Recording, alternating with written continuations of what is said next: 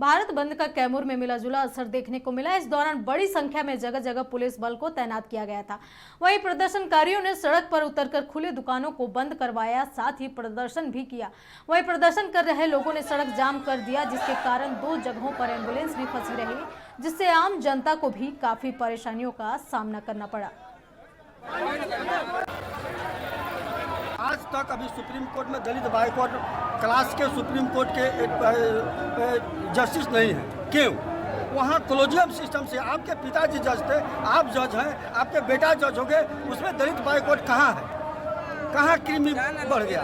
जिस तरह supreme court का फैसला वर्गीकरण के पक्ष में है SC/ST के, हम लोग बता दें कि हम लोग बाबा साहब के संविधान को मानते हैं। बाबा साहब का देन है कि हम लोग को SC/ST आरक्षण मिला। और आपको बता दें, इस आरक्षण में सुप्रीम कोर्ट अगर छेड़छाड़ करेगा तो हम लोग भारत बंद कर देंगे। अभी OBC में क्रीमी लेयर लगाया गया, वर्गीकरण किया गया।